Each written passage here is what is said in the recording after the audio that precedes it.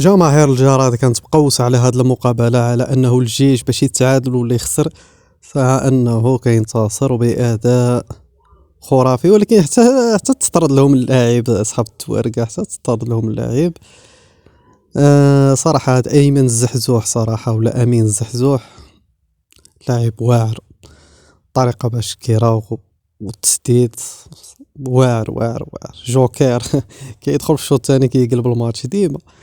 صراحة هاطريك اليوم بلا ما كان فيه لا ضربة جزاء لا والو، قدم واحد الأداء خرافي. وللصدفة أنه كيماركي على الفريق ديالو السابق، حيث هو جا من اتحاد توارقة. لهذا مهم عطيونا الرأي ديالكم في هذه المقابلة.